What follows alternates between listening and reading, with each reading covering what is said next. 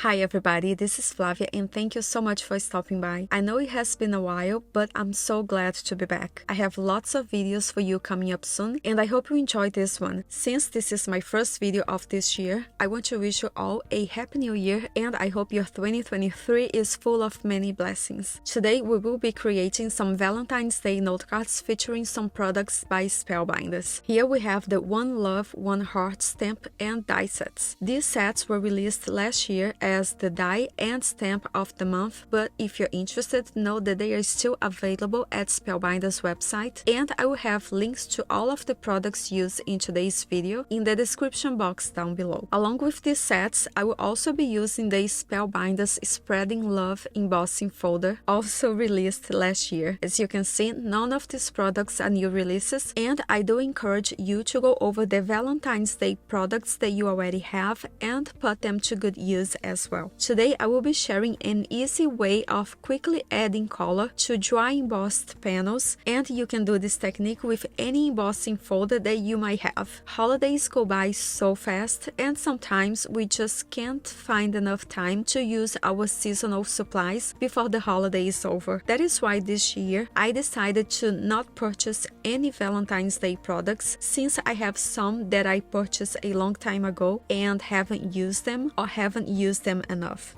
Here I have 4 by 5.5 inches piece of white cardstock that I will emboss using the Spellbinders folder. Before I place this cardstock inside the embossing folder, I like to mist it with water. This will keep my cardstock from cracking. I will run it through my Gemini Junior die cut machine with these 2 clear plates, and sometimes, depending on the type of embossing folder and the weight of the cardstock that I'm using, I also like to add a few pages of scrap paper to my sandwich so I can get a deeper impression. And now that I have these beautiful dry embossed panels, let's go ahead and add some color by using ink pads. For this first panel, I will use the Simon Says Stamp Bubblegum ink pad, and since this is a very light color, I will use a blending brush to do that, which by the way is the most common method for adding color to the raised portion of embossed panels. The key here is to be very light-handed so you only get ink, or most of the ink, in the raised portion of your panel. Once I'm done, I will spray some gold shimmer just to add some sparkle and set this panel aside to dry. Now I will show you a faster and easier way for adding color to dry embossed panels, which is by using a gel press and a large brayer. Since the gel press is sticky, I like to place my panel on top of it so it stays in place as I'm running the brayer over it. I like to use a brayer because it makes it easier to apply ink to the raised portion only if you are very light-handed. However, if you are heavy-handed, you will get ink on the lower portion on the cardstock, but not completely, creating this really cool pattern where you have the dark red hearts because it is the section that is raised and therefore got more ink than any other section, with a light red color on the lower portion of the cardstock that didn't get as much ink, and the lower portion of the white cardstock around these tiny hearts that stayed intact and didn't get any ink at all, even though I was being very heavy-handed. I really like how this turned out and how different it looks. It is as if I had used a completely different embossing folder. Just like I did before, I will add some golden shimmer to this panel. If you feel that the brayer flattened your embossed panel a little, you can emboss it again. It is very easy to place a panel inside an embossing folder so you can emboss it a second time because the panel will fit in the embossing folder like a puzzle. Plus, you can always double check just by looking through the embossing folder since it is clear. So now that my panels are ready, I will start creating the die cut hearts. I decided to die cut before stamping this time because I didn't really have a plan. I cut all of the pieces out of white cardstock because I have a lot of white cardstock scraps, which by the way is great because I can make these die cuts any color I want by either coloring it with markers or ink blending over them. That is why when I need to die cut ahead of time, I prefer using white cardstock. So to be able to stamp these die cuts, I created this panel with negative spaces of all the metal plates included in this set. I like to keep it in this bag where I store the die set so I can always reuse this panel.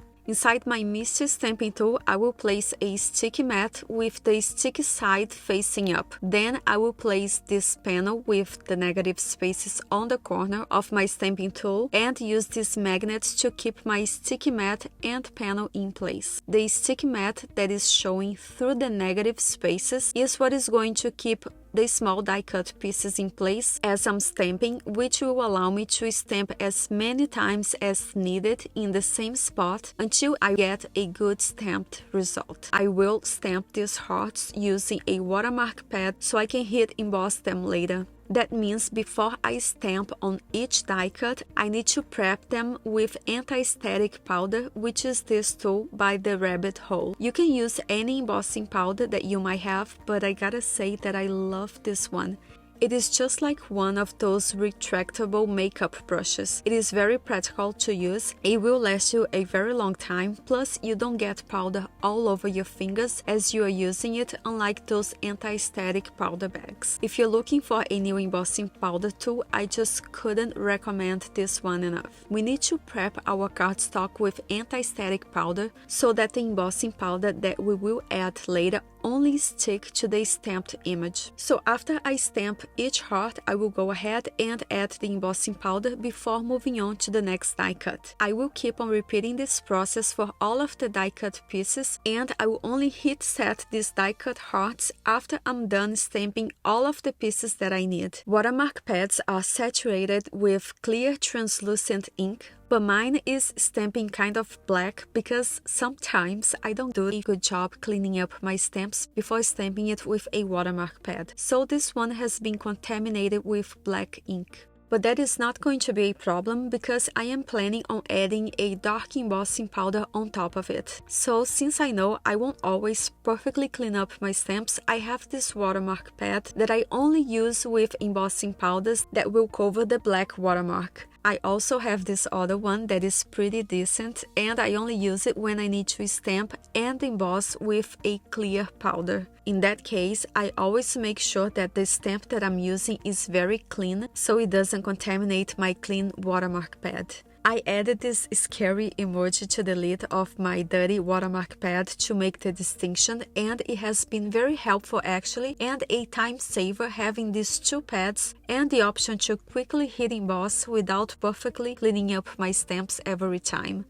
This embossing powder that I'm using is a super fine gold powder by Ranger. It is one of my favorites and I use it a lot. That is why I have so much of it in this large container. The heating gun can get pretty hot, so when you heat emboss small die cut pieces like this, be careful and make sure to use a pair of tweezers to hold your die cut pieces so you don't end up burning up your fingers. I think these golden hearts are just beautiful as they are, but I will add some color by coloring the flowers and leaves with Copic markers, and here are the colors that I chose. This is just basic coloring and I will not do anything fancy here, so I will just skip that step.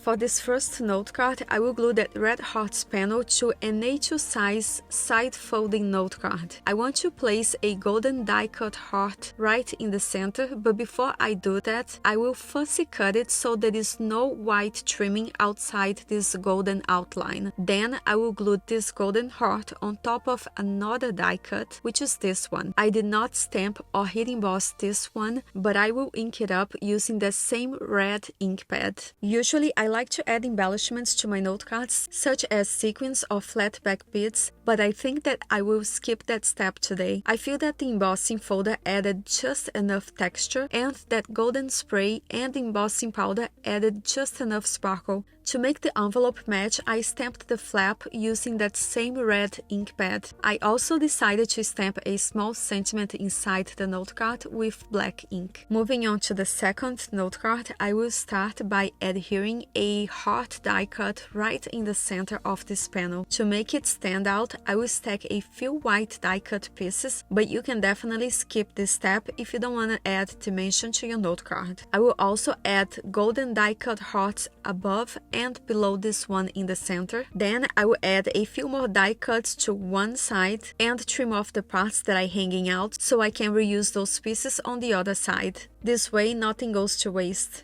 For the sentiment, I chose Be My Valentine and I will stamp it using black ink and then die cut it.